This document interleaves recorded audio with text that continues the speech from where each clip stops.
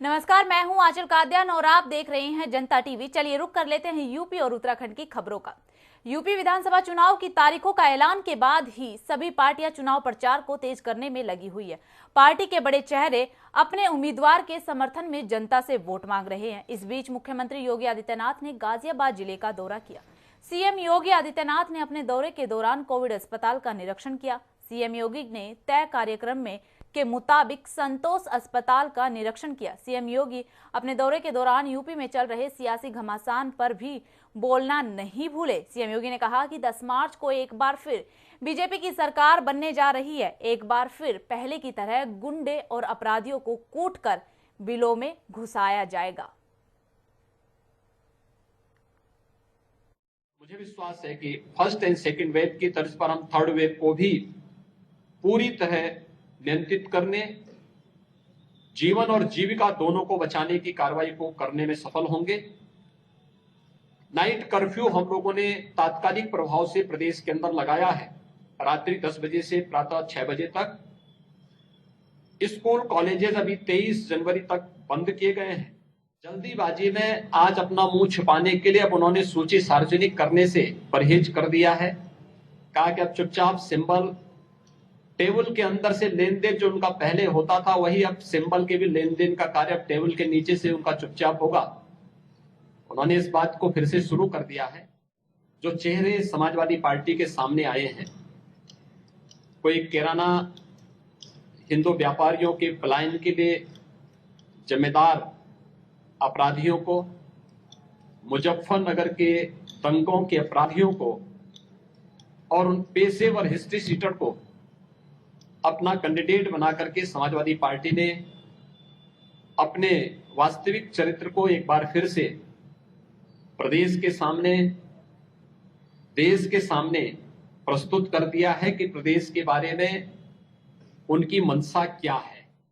लेकिन मैं प्रदेशवासियों को इस बात के लिए आश्वस्त करता हूं, प्रदेशवासियों का, प्रदेश के जनता जनार्दन का आशीर्वाद होगा तो भारतीय जनता पार्टी 10 मार्च को फिर से प्रचंड बहुमत की सरकार बनाएगी और इन पेशेवर गुंडों और अपराधियों पर वैसे ही टूटेगी जैसे पहले टूट करके इनको बिलों के अंदर घुसाया था।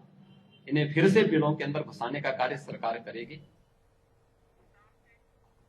समाजवादी पार्टी के राष्ट्रीय अध्यक्ष अखिलेश यादव के कार्यालय में बेहद ही जुदा अंदाज में नजर आए। लखीमपुर खीरी से आए किसान तेजिंदर सिंह विर्क के साथ मीडिया से संबोधित करते हुए अखिलेश यादव ने हाथ में अन्न लेकर भारतीय जनता पार्टी को हराने और हटाने का संकल्प लिया। अखिलेश यादव ने कहा कि प्रदेश में हमारी पार्टी की सरकार बनने पर सभी फसलों का न्यूनतम समर्थन मूल्य लागू होने के साथ ही शपथ लेने के 15 दिन में ही सभी किसानों का गन्ना मूल्य का भुगतान भी कराया जाएगा। अखिलेश यादव ने साथ ही साथ ये भी कहा कि लखीमपुर खीरी की हिंसा में तेजिंदर सिंह विर्क को भी गाड़ी से कुचलने का प्रयास किया गया था। हमारी सरकार बनने पर हम इनका सम्मान करेंगे। इनके साथ ही किसानों के खिलाफ दर्ज सभी केस भी वापस लिए जाएंगे। तेजिंदर विर्क जी हमें संकल्प दिलाएं और तेजिंदर विर्क के साथ साथ हम अपनी पार्टी के नेता, कार्यकर्ता, किसान भाइयों से कहेंगे कि संकल्प लें, अन्य संकल्प लें और भारतीय जनता पार्टी को हराएं और हटाएं। समाजवादी पार्टी इस बात को शामिल करेंगे कि सभी फसलों के लिए एमएसपी प्रदान की जाएगी और गन्ना किसानों को 15 दिन में उनका भुगतान सुनिश्चित किया जाएगा। इसके लिए फार्मर्स रिवॉल्विंग फंड भी अगर बनाना पड़ेगा, फार्मर्स रिवॉल्विंग फंड बनाने का काम करेंगे जिससे किसानों का भुगतान न रुके। साथ ही साथ 300 यूनिट जो फ्री बिजली का समाजवादी पार्टी ने संकल्प लिया है, घोषणा की है, मैनिफेस्टो में शामिल करेंगे। मैं उस बात को फिर दोहराता हूं कि सभी किसानों की सिंचाई के लिए मुफ्त बिजली दी जाएगी। साथ ही साथ ब्याज मुक्त लोन, बीमा एवं पेंशन की भी व्यवस्था किसानों के लिए की जाए। भारतीय जनता पार्टी, उनके नेता, उनके मुख्यमंत्री आचार संहिता का जगह जगह उल्लंघन कर रहे हैं। समाजवादी पार्टी लिखित शिकायत चुनाव आयोग को करेगी। हमें उम्मीद है कि चुनाव आयोग इन पर सख्ती से नियमों का पालन करने के लिए आदेश करेंगे। अगर बाबा मुख्यमंत्री आपको मिल जाए भारतीय जनता पार्टी के, उनसे पूछिए, आपने संकल्प पत्र में लिखा था, क्या किसानों की आय दोगुनी हो गई? आखिरकार लिखा क्यों था? और उनका भाषण पुराना उठाइए, उसमें कहा कि 2022 आते ही किसानों की आय दोगुनी हो जाएगी। ये कोई जादू था उनके पास कि तारीख बदलने से, साल बदलने से किसानों की आय दोगुनी हो जाएगी?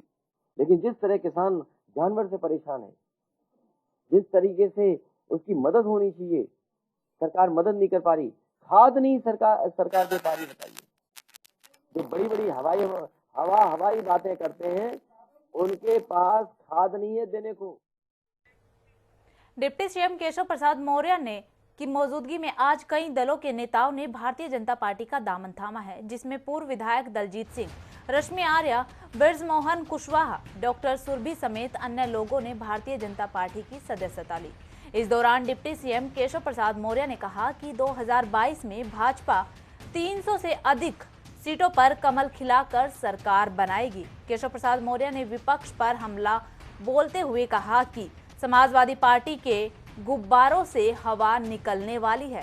उन्होंने साथ ही कहा कि ये नई सपा नहीं है, ये वही सपा है जो 2014 और 2017 में थी। इससे भी बुरी दशा सपा की 2022 में होगी।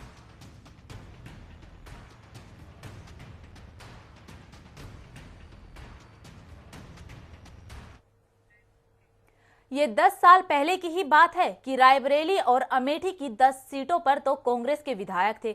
2007 की विधानसभा में रायबरेली और अमेठी की 8 सीटों पर कांग्रेस के विधायक थे।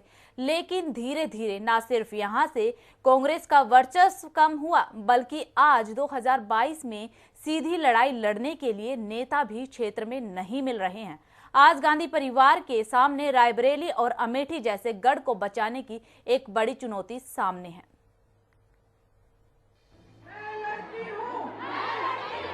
जेपी ज्वाइन करने के बाद यहां समाजवादी पार्टी हल्की नजर आ रही थी। वहीं स्वामी प्रसाद मौर्य के समाजवादी पार्टी को ज्वाइन करने के बाद अब सीधे फाइट में आ गई है। यहां पर भी यादव मुस्लिम समीकरण के साथ साथ मौर्य समीकरण का भी सहयोग सपा के पक्ष में नजर आता है। ये समीकरण रायबरेली की लगभग हर सीट पर बनता नजर आ रहा है। 10 साल पहले की बात की जाए तो रायबरेली और अमेठी की 10 सीटों पर तो कांग्रेस के विधायक थे। 2007 के विधानसभा चुनाव में रायबरेली और अमेठी की 8 सीटों पर कांग्रेस के विधायक थे। लेकिन धीरे धीरे न सिर्फ यहां से कांग्रेस का वर्चस्व कम हुआ, बल्कि आज 2022 में सीधी लड़ाई लड़ने वाले नेता भी क्षेत्र में दूर दूर तक नजर नहीं आते। ऐसे में कांग्रेस पार्टी को दूसरी पार्टी के नाराज नेताओं का इंतजार भी है कि आखिर उन्हें किस तरह से अपने खेमे में लाकर पार्टी से चुनाव लड़वाया जाए या फिर अपने प्रत्याशियों के लिए उनकी मदद ली जाए। ब्यूरो रिपोर्ट, जनता टीवी। मैं लड़की हूँ, मैं लड़की हूँ। चलिए अब बात करते हैं उत्तराखंड के चुनावी उठापटक की। करीब 1 महीने से नाराज चल रहे हरक सिंह रावत को बीती रात बीजेपी पार्टी से बर्खास्त कर दिया गया। दरअसल हरक सिंह अपने लोगों को टिकट दिलाने की मांग पर अड़े थे, लेकिन पार्टी ने उनकी ये जिद पूरी ना कर उन पर बड़ी कार्रवाई कर डाली। देखिए इस खास रिपोर्ट में देवभूमि की सियासत में मचे बवाल को।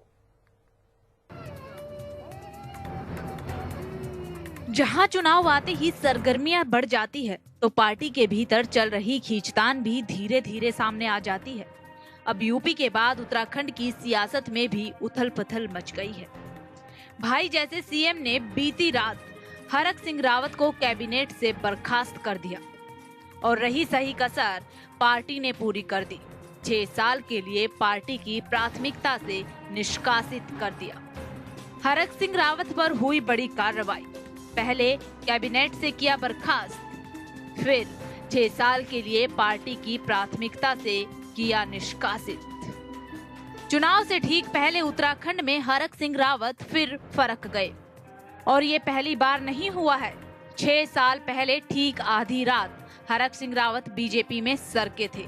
अब हरक सिंह रावत कांग्रेस यानी कि घर वापसी कर सकते हैं। सीएम पुष्कर सिंह धामी के साथ बीते दिनों सब कुछ ठीक जताने के लिए उनके हंसी भरे लम्हों को याद कीजिए। इन खुशनुमा लम्हों के महीने भर के भीतर ही बीजेपी पार्टी से उन्हें विदाई दे दी गई। हमेशा जो है हमारी पार्टी राष्ट्रवाद पर और वंशवाद और परिवारवाद के खिलाफ लगातार चलती रही है और उस पर हमारा स्टैंड बिल्कुल साफ। हमारी पार्टी सबका साथ, सबका विकास, सबका विश्वास और सबका प्रयास, इस आधार पर काम करने वाली पार्टी है। हमेशा हम राष्ट्रवाद के आधार पर काम करते हैं, विकासवाद के आधार पर काम करते हैं। हम परिवारवाद पर काम करने वाली पार्टी नहीं है, इसलिए हमारी पार्टी ने निर्णय लिया। सियासत में हंसी कितनी खोखली होती है, इन बयानों और तस्वीरों से साफ नजर आता है। मेरे छोटे भाई के नेतृत्व में प्रदेश में भारतीय जनता पार्टी की सरकार पूर्ण बहुमत से बने, बस मेरी यही कामना है। अब जरा ये भी देख लीजिए, हरक आंसुओं में डूबे हैं। कैबिनेट और पार्टी से निकाले जाने की खबर सुनकर उनकी आंखें छलक आई है, गला रुध गया है। आंखों से बहर निकलने की टाइमिंग उनकी कीमत और असर तय करती है। इनकी मार अचूक है।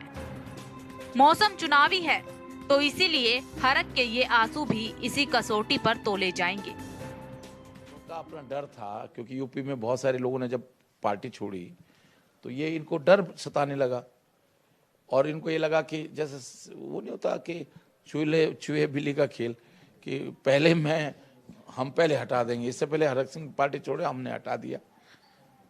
अब उन्हें क्या मालूम कि मैं छोड़ ही नहीं रहा था, तुमने गलती कर दी। बता दें कि हरक सिंह की नाराजगी की वजह में सबसे ऊपर है अपनों के लिए टिकट की मांग। 25 दिसंबर को वो अपनी बहू के लिए टिकट मांग रहे थे और इस बार एक नहीं, दो नहीं, बल्कि 3 टिकटों की मांग कर रहे थे। खुद के अलावा अपनी बहू और अपनी एक समर्थक के लिए टिकट मांग रहे थे, लेकिन इस बार पार्टी ने उनकी जिद को मानने से इनकार कर दिया और पार्टी से सीधा बाहर का रास्ता दिखा दिया। ब्यूरो रिपोर्ट, जनता टीवी। प्रदेश महिला कांग्रेस अध्यक्ष और पूर्व विधायक सरिता आर्या आज भाजपा में शामिल हो गई। उन्हें देहरादून स्थित भाजपा कार्यालय में पार्टी में शामिल किया गया। बता दें कि सरिता यशपाल आर्या और उनके बेटे संजीव आर्या के कांग्रेस में आ जाने से नाराज थी।